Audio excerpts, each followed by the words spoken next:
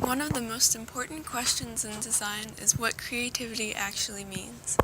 To figure out what role creativity plays in graphic design, we must first define creativity. So what is creativity?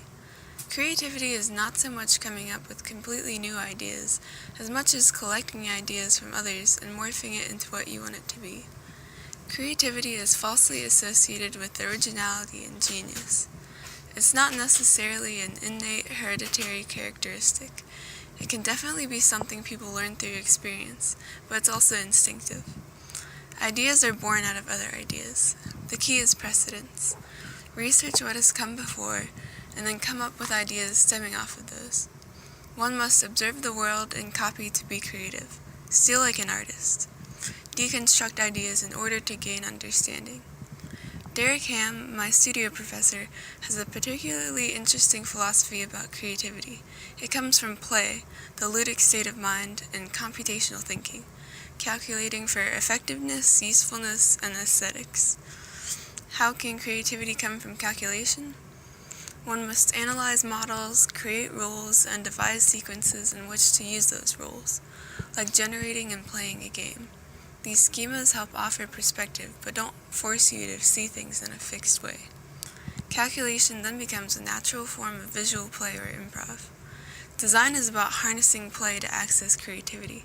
It requires rigorous, self-driven, intellectual inquiry and learning. Creativity plays a huge role in graphic design as well as other design disciplines.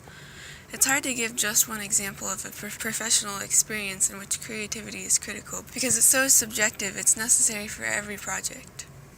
Every enterprise must be skillfully tailored to different users, experiences, and environments.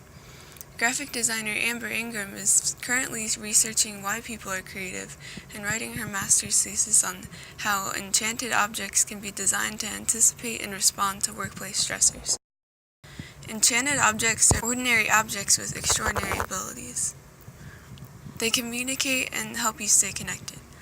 Amber was surprised to realize that most of our current enchanted objects like smartphones are very visual, so now her mission is to figure out how to work in new, non-visual dimensions. Her goal is to understand how people use and react to sensory modalities such as temperature, sound, and light, and then use that information to improve our quality of life at work. She had to redefine the problem based on her research findings.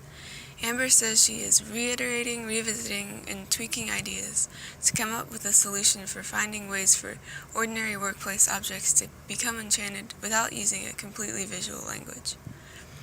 Her advice to people looking to creatively engage in graphic design is fundamental to learning. Network and collaborate.